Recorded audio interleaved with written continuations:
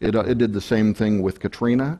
So what are we talking about? A kind of artificial intelligence that's tapping into a universal mind? I mean, we're not quite sure about this, but the WebBot likewise has prophesied global catastrophe in the year 2012. 2012, wow. Then you talk about 2012 and the solar maximum. Tell us about that. You know, and I thought this was so interesting because this is a little bit of a foot dancing by NASA, in my opinion, because, you know, this movie came out the year 2012. Yes. And it's a special effects spectacular. It takes basically every worst case scenario in the world, you know, that's been talked about for 2012, and plus creates some new ones about how the world's basically going to fall apart in the year 2012. And NASA, because the film starts out talking about solar flares, solar maximum, NASA was taking issue with that because they knew the movie makers were playing off of a report that had been put forward in 2006 by NASA, saying that we will reach solar maximum the end of 2012 or the beginning of 2013, which really goes along with the Zohar's dating September 2012 through the end of 2013. And it was unprecedented. Here's NASA, they're spending money, building websites, they've got spokesperson, they've got their Astrobiology Institute department out there taking issue with a movie. I mean, when has a government agency like NASA ever took something so serious? But they took real issue with the viral marketing program behind the movie, saying they're taking advantage of people's fears about the end of the long count calendar. Don't all movies take advantage of people's fears? Well, yeah, I would imagine they do, but here was what I thought was a bit disingenuous on the part of NASA, was that it really was based on one of their own reports in 2006 that said when we do reach solar maximum, it certainly could affect the Earth in electromagnetic or whatever ways that could, at a minimum, throw us off grid, throw us off the electric grid, which could then lead to certain levels of chaos. Sure. Their report was supported in December of 2008 by the American Sciences Academy, which wrote a 152 report that not only said that NASA was correct, but actually took it to whole new heights, saying we not only could be knocked off grid, but we might be off grid for as long as 3 years.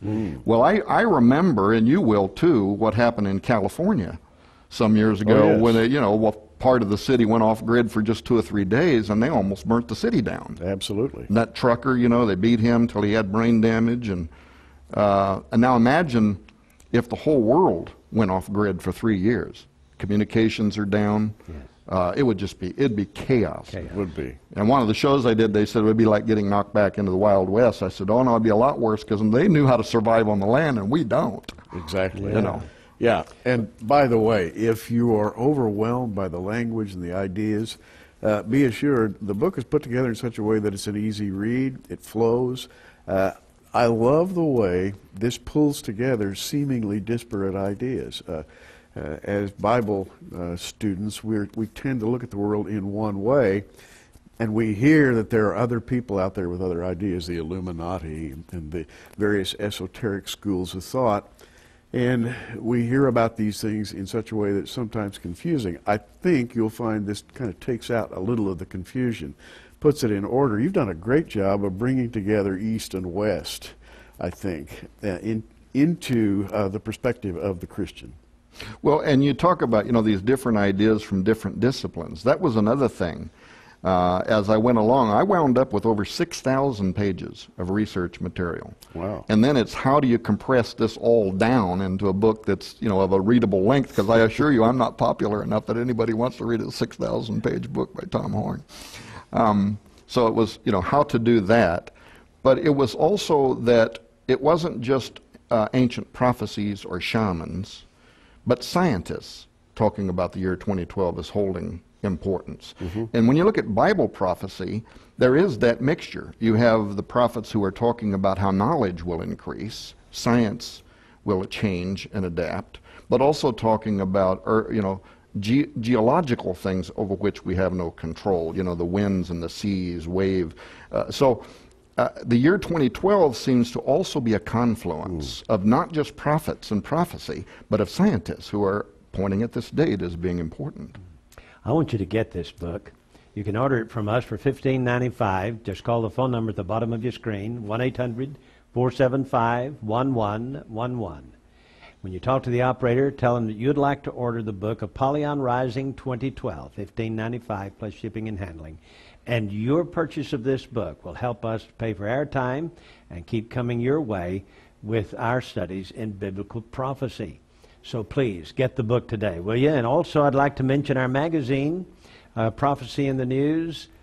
This is the January 2010 edition. The February magazine is out now as well.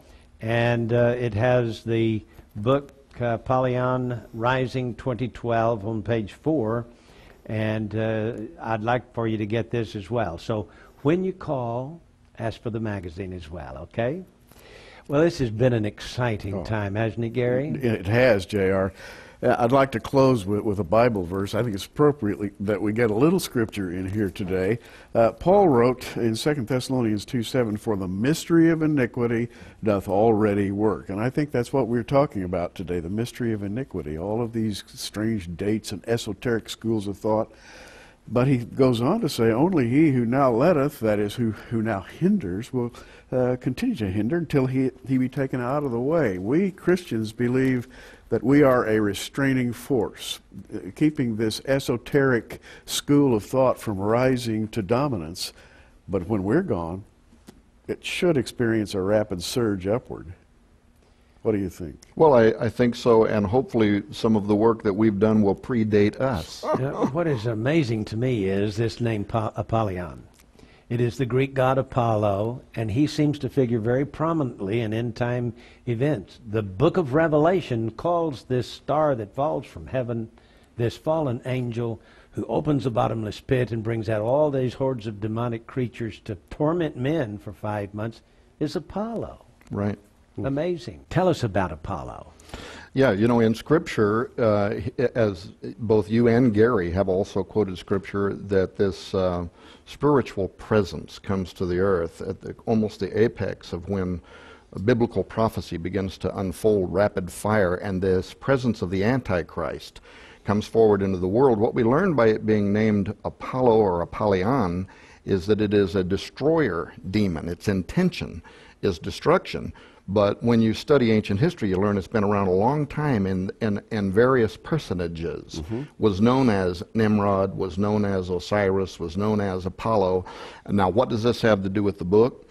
Because when I made that discovery, this connection, perhaps connecting to the Great Seal of the United States of America, one thing I'd already known and had written about before was the Novus Ordo Seclorum. This is taken from the Aeneid.